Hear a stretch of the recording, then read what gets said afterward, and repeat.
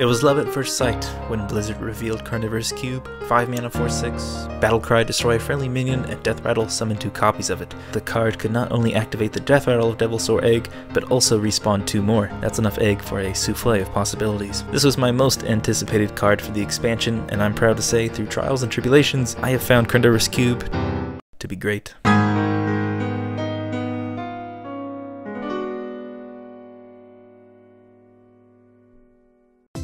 So how do you play Carnivorous Cube? Well, first thing you need to know is it's a really slow card. 5 mana 4/6 stat line isn't really that great, but most detrimental is that you're also taking away stats on the board from a minion that you're destroying with the Battlecry. That is not a tempo play. The only situation where you really gain tempo is with the beautiful Devilsaur Egg, spawning you a 5/5 right away, but there's only 2 of those at most in your deck, so sometimes you'll have to cube other minions. And just so you know, the definition of cube is a verb, that is to use Carnivorous Cube's Battlecry on a minion.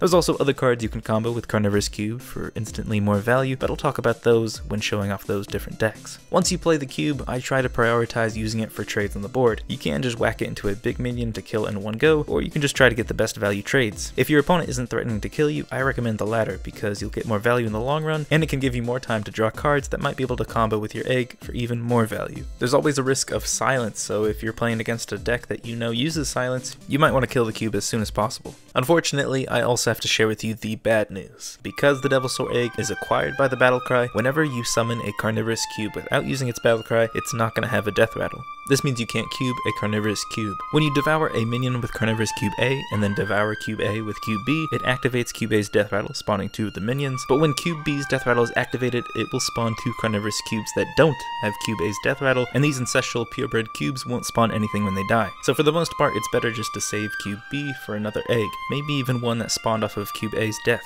When playing Carnivorous Cubes, you need to put more than 1 minion in your deck for a target, so look out for powerful Death Rattles or minions that would benefit from respawning 2 of them as possible additions to your deck to combo with the cube. But you also want to make sure on their own these other cards can still get value. Sometimes both Carnivorous Cubes are going to be in the bottom of your deck, so it's your job to survive long enough to play them. The last important thing, and probably the hardest thing to learn, is you need to know when and if you can afford to play the cube on a turn. Against aggro, maybe you need to wait a little bit longer to use Carnivorous Cube, and in control matchups, maybe you need to maximize value from your cube by comboing it with another card. Cubing an egg might get you a 5/5, but if you're dead in the next 2 turns, it doesn't really matter that you got a lot of value. Over time, you'll learn when to cube and when not to cube, but finding out what deck your opponent is playing, and considering the board state, your health, and the number of cards each player has, all of these can tell you whether or not you can afford a slow turn to then take the lead in the near future.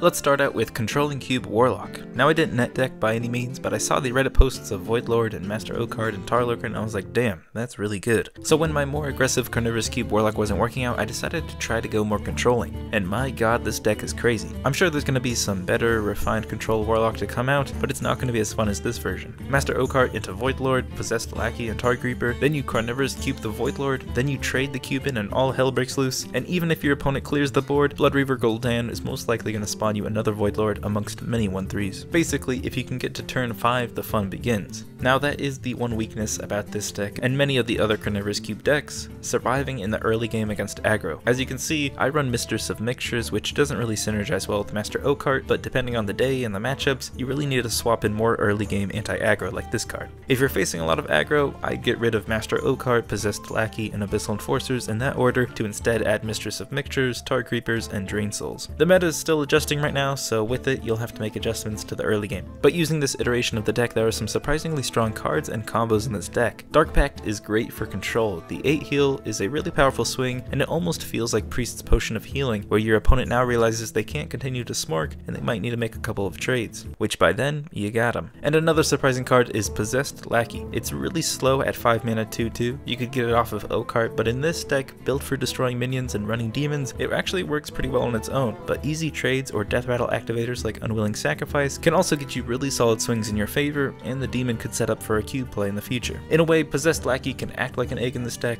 and the more eggs the better. This is just a solid deck, and Carnivorous Cube fits in surprisingly well. It gets you a lot more value from Voidlords and allows you to run cards that might not work in any other deck. As long as you can make it through the early game, you can utilize Carnivorous Cube to get crazy value out on the board. If you're already playing Control Warlock, I definitely recommend trying out this variation.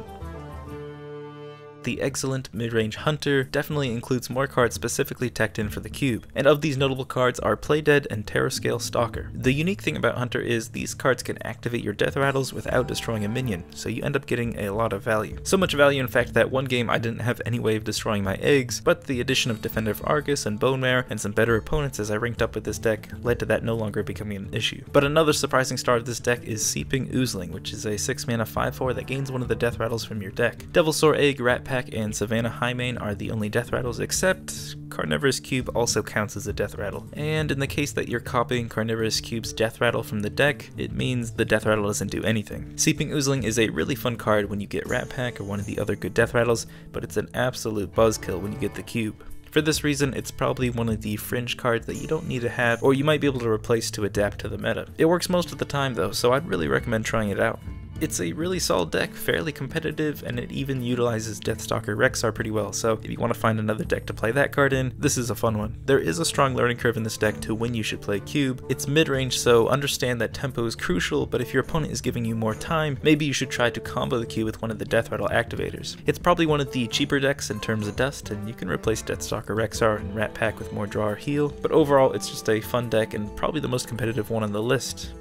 But now, let's get a little bit more memey. I was really surprised that a Druid Cube deck would work, but how could it not with a name like HadroCubeTiger? Basically, I thought the recruit cards looked okay in Druid, and Taunt Druid could be some fun, and cubing an Astral Tiger would just be amazing. So here we are. You've got early game ramp and only a selective few minions that cost 4 or less, because those are the minion Druid recruit requirements. Once you're out of minions that cost 4 or less in your deck, it means you probably need to play Astral Tiger, because once that card dies, it goes back into your deck, solving the recruit problem. This means you can end up doing a lot of recruiting, and Carnivorous Cube lets you recruit even more. Yeah, it's pretty easy. Whatever. Come on, don't concede, I'm just getting started. No!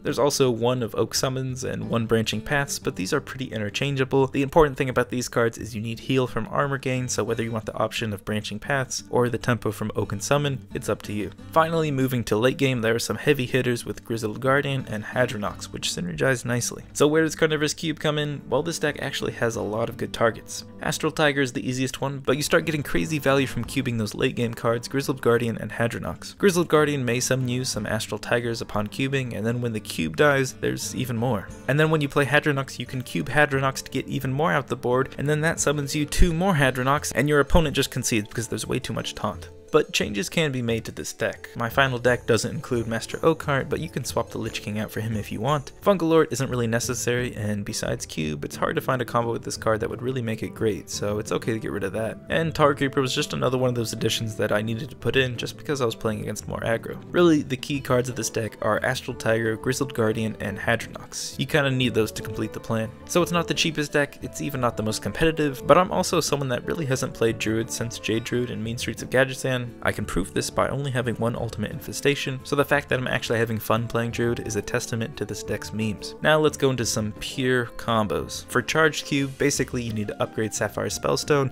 with Overload in your deck. This way, the 7-mana spell will now summon you 3 copies of a minion. Then you play Charged Devilsaur, next turn you cube that Charged Devilsaur, and then the following turn you can Sapphire Spellstone the cube if you want crazy value, or just kill the cube and Spellstone one of the Devilsaurs for 35 damage in total.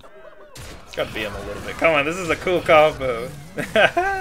You also have Snow Fury Giant there, which should be pretty cheap by then, so you can still win the game by cubing that, copying the cube, and then just outvaluing your opponent. It's a really fun combo to pull off. Then there is the 3x30. This Hunter combo lets you summon 3 Ancient Ones. You'll want to play Blood of the Ancient One, and then the next turn cube it, and then use 2 Playdeads to summon 4 Blood of the Ancient Ones, and then Hunter's Mark and Arcane Shot your cube to summon the last 2. There's no point in only getting 2 30/30s, you need to go for all 3. It's not a competitive combo, so I just did this in casual, but it's going to be hard for most opponents to come back from this one, unless they have Equality or Vanish or Psychic Scream.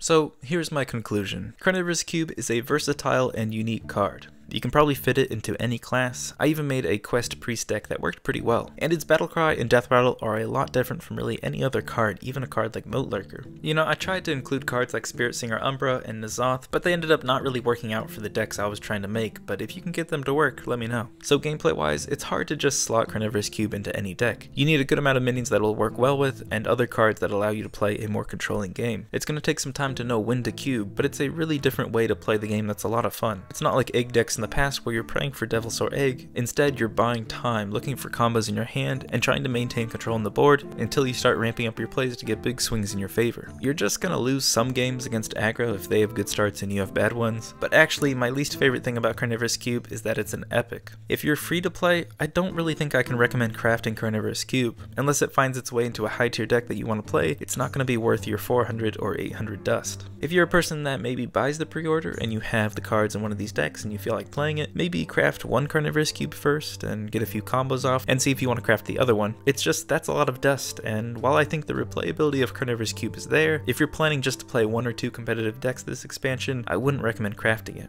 Expansions to come, Carnivorous Cube is going to be at the center of a lot of fun decks. Even now, a lot of these decks I talked about are probably going to stay on my deck list for some time, and maybe I'll make a run for Legend with one someday. I think the learning curve and the importance of deck building around Carnivorous Cube may turn some people off, but hopefully this video helped you learn what I learned while playing the card, and you'll be able to try these out or your own cube decks soon. That is how to Carnivorous Cube. Let me know if you liked this type of video, what recommendations you have, or some suggestions that you would change. I'll be back soon, probably with a video on Kingsbane, but I'm not really sure yet. You can suggest cards or decks, it doesn't matter, but I'll be sure to try a bunch of things out. It's been a pleasure as always, and until next time, ta-ta.